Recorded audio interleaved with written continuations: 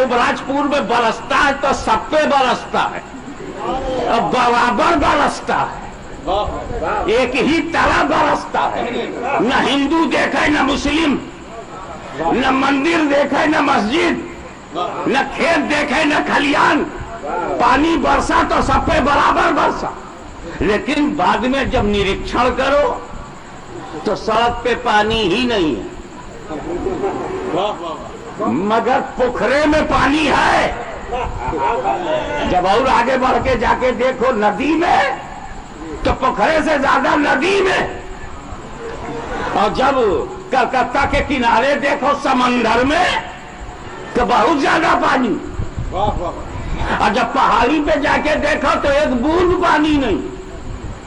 अब लोग बादल से पूछे, बादल मुंह देख के बरसा है क्या? बोले काहे को? क्या सड़क के गड्ढे में थोड़ा सा पानी है, तालाब में पोखरे में उससे ज्यादा पानी, नदी में उससे ज्यादा, समंदर में सबसे ज्यादा, और पहाड़ के ऊपर कुछ भी नहीं है, तो क्या तू मुंह देख के बरसा है क्या? तो इसका मुझको केंद्रीय सरकार समझा है क्या? अल्लाह करे बात समझ में आ गई हो। क्या तुम मुझे भारतीय सरकार समझते हो क्या जो मुंह देख के मैं बरसूं? अरे मैं पंजाब का बादल नहीं, आसमान का बादल हूं। सब पे एकता से वर्षा, समानता से वर्षा, समता से वर्षा, न्याय पूर्वक वर्षा, बराबर वर्षा। मेरे बरसने का अंतर नहीं है। इन जिसने जितना दामन फैलाया उसको उतना ही मिला। गड्ढे का दामन छोटा था, थोड़ा सा पानी मिला। पोखरे का दामन बड़ा था, ज्यादा पानी मिला। दरिया का दामन और बड़ा था, और ज्यादा मिला। समंदर ने सबसे ज्यादा फैला दिया, सबसे ज्यादा मिला। पहाड़ी तो गर्व से कहती थी, गर्व से कहो कि हम, गर्व से कहो कि हम पहाड़ी हैं, गर्व से कहो कि हम पर्वत हैं। वो सीना तान के अकड़ गए, घमंड से सीना तान दिया, दामन फैलाए नहीं, जितना पड़ा सब बह गया, उसे कुछ मिला ही नहीं। तो ये मेरे देने का अंतर नहीं है, लेने वालों के लेने का फर्क है। लेने वालों का लेने का फर्क। इसी तरह बिला तशबीह मेरा पैगंबर अबरे करम बनकर घटा छाकर बरसा, सब पे बराबर बरसा। अली ने अपना दामन फैलाया, वो भर गया। उस्मान गनी ने अपना दामन फैलाया, वो भर गया। फारूक आजम ने उससे ज्यादा फैला दिया। सिद्दीक अकबर ने सबसे ज्यादा फैला दिया, सबसे ज्यादा मिल गया। अबू जहल पहाड़ की तरह घमंड में खड़ा रह गया, एक बूंद नहीं मिला।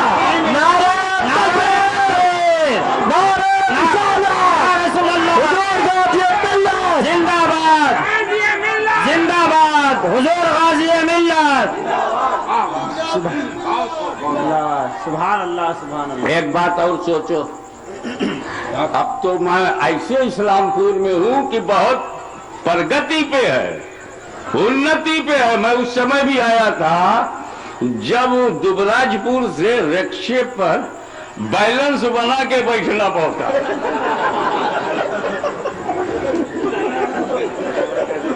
और कमरूल जो है वो रक्षा पकड़े पकड़े पैदल लौटता था। अब तो ऐसी सड़क है कि बेधड़क, क्या करेगा टरक। बढ़िया है सड़क, चाय पियो बेधड़क। आज ये सूरत हाल है। बड़ी तरक्की पे सुना, हज का भी टावर लगा है, BSNL का भी टावर लगा है। टावर ही टावर लग रहे हैं। वो 2 टावर क्या गिरे कि भारत में कई टावर बने हैं। क्या बात है, सुभान अल्लाह सुभान अल्लाह, सुभान अल्लाह सुभान अल्लाह। इसका मतलब ये है कि बंगाल ज्यादा समझदार हो गया है। अरे बंगाल समझदार नहीं होता तो अपना दादा पीर बंगाल का कहा होता। सुभान अल्लाह, या रसूल अल्लाह जिंदाबाद। अरे बंगाल में पीर साहब बैठे हैं, शेख उल हक पंडवी बंगाल में, पंडवा शरीफ में, मालदा में, और बादशाहत छोड़ के बंगाल आए। कितना कीमती है बंगाल, कितना बहुमूल्य है उनका पीरो मुर्शिद। तब तो ताज छूट जाए मगर बंगाल में मौजूद मुर्शिद न छूटे। थोड़ी तरक्की पे हो, अब इशारा समझने लगे हो।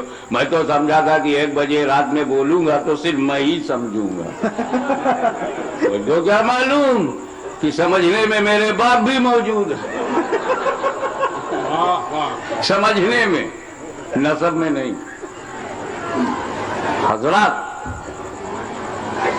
तो अब हम यहाँ वो मिसाल दे सकते हैं, जब वो आज से 15 साल पहले एक मोबाइल पहली बार आया था, इनकमिंग का 15 रुपया देना पड़ता था, आउट गोइंग का 25-30 रुपया होता था। तो वो मोबाइल इतना मोटा, लंबा, भारी कि जेब में रखने के बजाय झोले में रखो।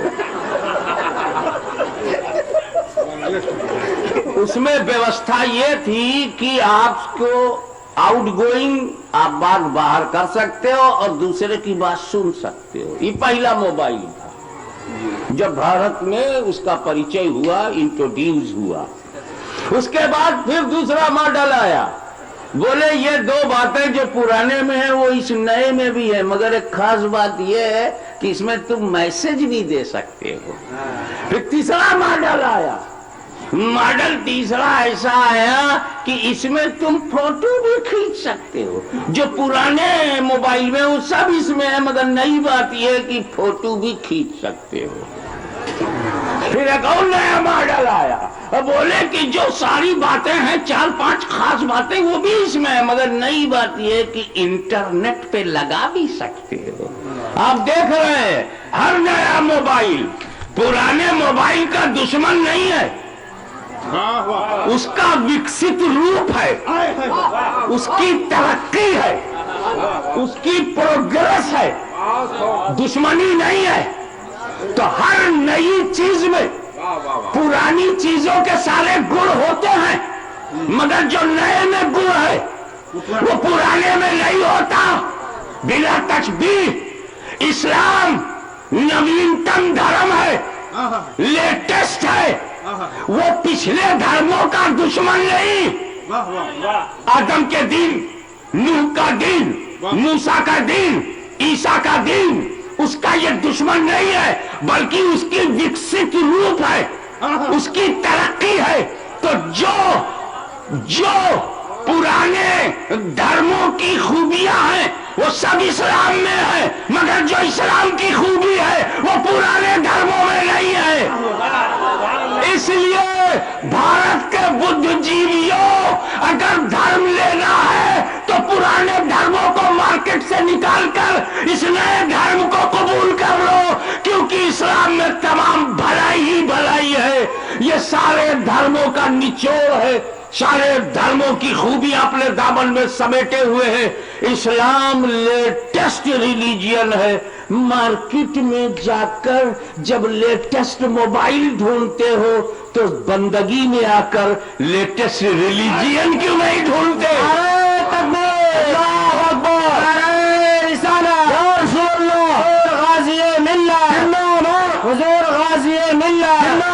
मजहब इस्लाम, मजहब इस्लाम, नारे तकबीर, देखिए, अगर मैं पूछूं आपका क्या रिलीजियन है, व्हाट इज योर रिलीजियन, किसी अमेरिकी से, किसी ब्रिटिश नागरिक से मैं पूछूं योर रिलीजियन, कहा आई एम क्रिश्चियन। अब क्रिश्चियन की मीनिंग क्या है? ईसाई हूं, तो ईसाई का मतलब ईसा का पैरो। लेकिन हम मोहम्मदन नहीं है, हमारा नाम मोहम्मदन नहीं है, हमारा नाम कुरान ने मुस्लिम रखा है, और मुस्लिम बना है इस्लाम से, और इस्लाम का अर्थ है शांति। शांति, शांति, खुदा के सामने संपूर्ण आत्मसमर्पण, total surrender to Allah almighty. तो खुदा के सामने आत्मसमर्पण कर देना, सृष्टि के रचयिता के समक्ष आत्मसमर्पण, शांति शांति।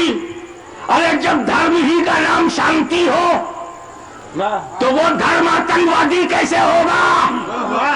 मैं तो चाहूंगा, जब धर्म का मतलब ही शांति है तो वो आतंकवादी कैसे होगा? इस्लाम आतंकवादी नहीं है, आतंकवाद को मिटाने के लिए दुनिया में आया है। नारे तकबीर, नारे रिसालत, और गाज़िए मिल्लत जिंदाबाद, अशरफुल औलिया कॉन्फ्रेंस जिंदाबाद। मैं एक बात पूछता हूं, वो इस्लाम जो हमसे कहता है, हे मुसलमानों, जब एक दूसरे से मिलो तो सबसे पहले क्या करते हो तुम? एक मुसलमान दूसरे मुसलमान से मिलता है तो क्या कहता है? अस्सलामु अलैकुम, शांति हो तुम पर, सलामती। सामने वाले को हम सलामती दे रहे हैं, शांति दे रहे हैं, वो जवाब में क्या कहता है? वालेकुम सलाम, तुम्हारी भी सलामती हो, तुम्हें भी शांति मिले।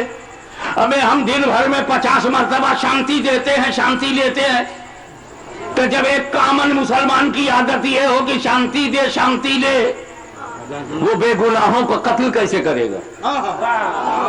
वो इनोसेंट का मर्डर कैसे करेगा? जिस देश में शांति गुनाह हो, दूसरे मुल्कों में टांग लड़ाए, दूसरे देशों में फौज भेज करके इंसानों का खून बहाए, तो याद रख, अच्छी तरह से याद रख, जुल्म फलता नहीं। न कल हलाकू को इतिहास ने क्षमा किया था, न मानव समाज तुम्हें क्षमा करेगा। इसलिए कि किसी देश को यह हक तो है कि अपने देश में जैसा चाहे कानून बनाए, मगर किसी दूसरे देश में हस्तक्षेप करके बेगुनाहों के खून को बहाओगे तो ये तो सही है कि बेगुनाह मुसलमान मरकर जन्नत में जाएगा। ये भी एक कर्म की बात है कि हमारे अमाल अच्छे नहीं थे तो हमें जन्नत में कैसे दिया जाए, तो हमें एक बहाना दिया जा रहा है कि इस बुनियाद पर जन्नत नसीब हो जाओ। लेकिन याद रखो, गरीब नवाज की धरती पर, गौसे आजम के वतन पर हमला तो किया जा सकता है, मगर हमलावर अपनी नस्लों को नहीं बचा सकेगा। एक मिसाल देना चाहता हूं, एक मिसाल देना चाहता हूं।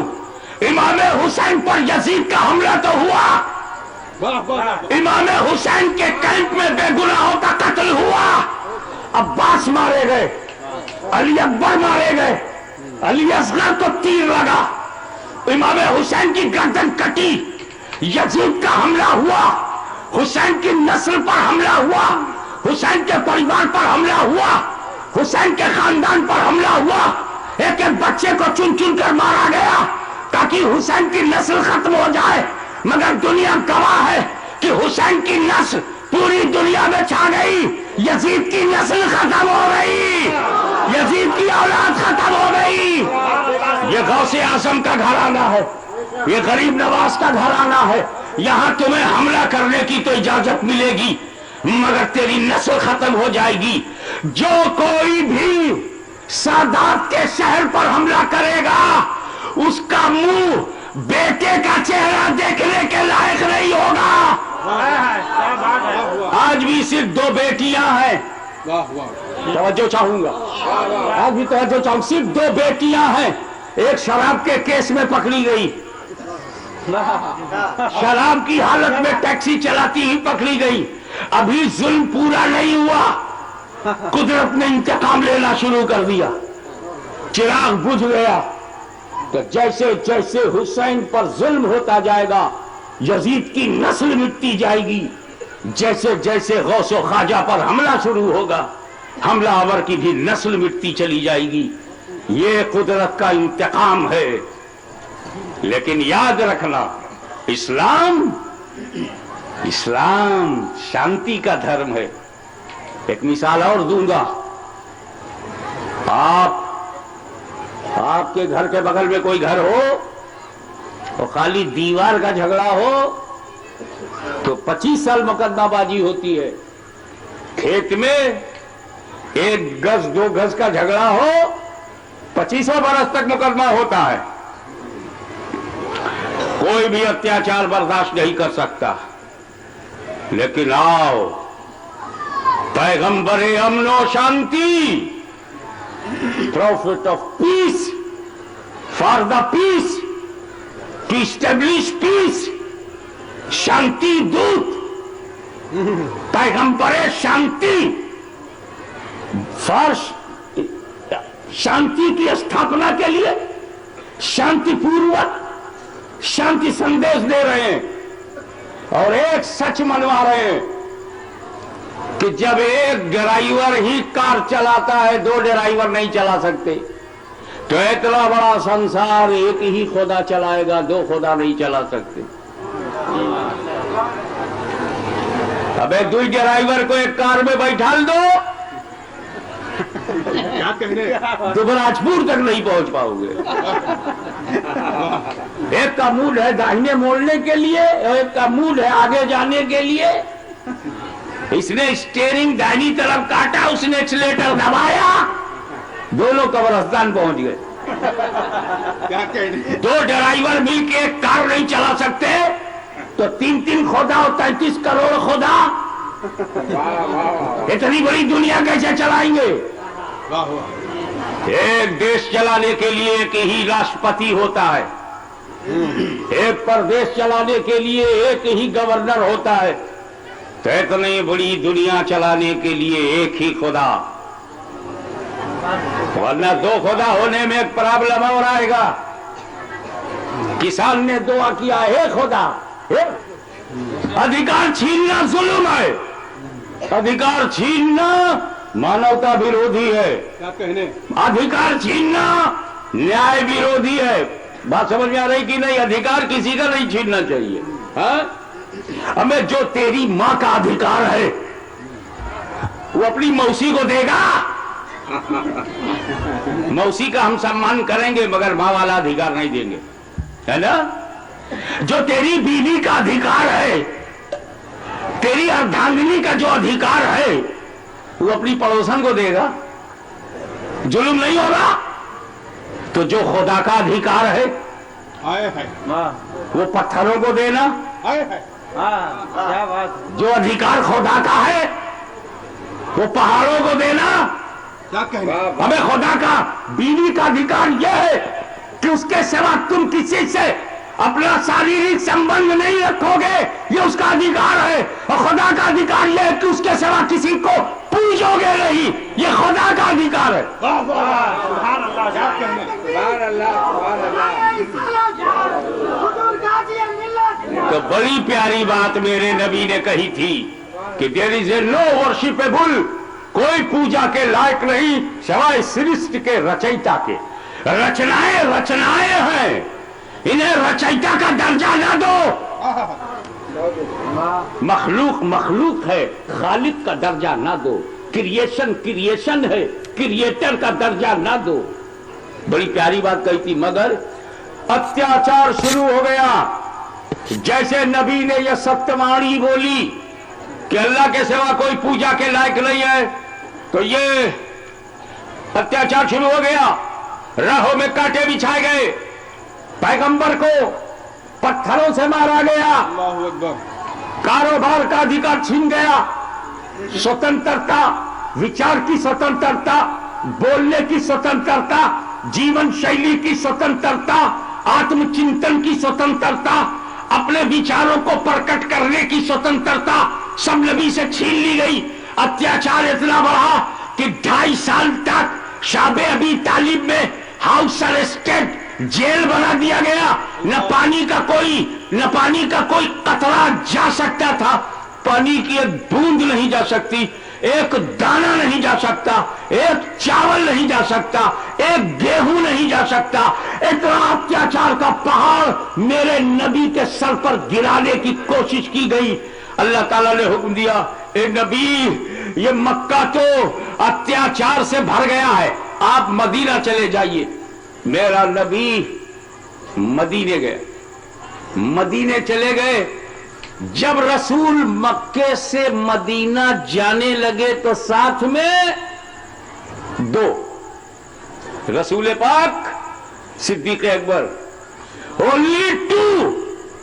मक्के से निकले दो, गारे सौर में पहुंचे दो, 3 दिन रहे गारे सौर में दो, वहां से निकल के मदीना पहुंचे दो, मक्के से मदीना दो, और 10 साल के बाद, आफ्टर 10 years, 10 साल के पश्चात जब नबी मदीने से मक्का आए तब साथ में 50,000, तवज्जो, क्या कहने, मक्के से मदीने गए तो 2, 10 साल बाद पलटे तो 50,000। पूरे मक्का की रिजिम बदल गई, हुकूमत बदल गई, बुत बदल गए, काबा साफ हो गया, मक्का पाक हो गया, हुकूमत बदल गई। बूजहलियों, बुलहबियों, कुफारे कुरैश की रिजिम बदल दिया, मेरे नबी ने रिजिम बदल दिया। एक ये साम्राज्यवादी ताकतें, सुपर पावर बनने वाली ताकतें, ये दूसरे देश में फौज भेजकर जब रिजिम बदलती है, हुकूमत बदलती है, तो लाखों लोग बेगुनाह मारे जाते हैं, सड़कों पे इंसानों का खून बहता है, दवाएं बच्चों को नहीं मिलती, दूध के लिए बच्चे तरस रहे हैं, दवाओं के लिए मरीज तरस रहा है, हॉस्पिटल में बेड नहीं है, सड़कों पे इंसानियत चीख रही है, मानवता रो रही है, आदमीयत तड़प रही है। एक ये हुकूमत बदलते हैं तो पूरा मुल्क दहशत ज़दा हो जाता है, आतंक ही आतंक पूरे देश में फैल जाता है। साम्राज्यवादी ताकत है, जब किसी हुकूमत को बदलती है तो इंसानों का खून बह जाता है। मगर मेरे नबी ने मदीने से चल के जब मक्के में हुकूमत बदली तो एक बूंद खून किसी का नहीं निकला, किसी का पसीना नहीं निकला, किसी का घर नहीं जला, किसी को अस्पताल नहीं जाना पड़ा, इसलिए कि इस्लाम बदले का धर्म नहीं, इंतकाम का धर्म नहीं, दया का धर्म है, क्षमा का धर्म है।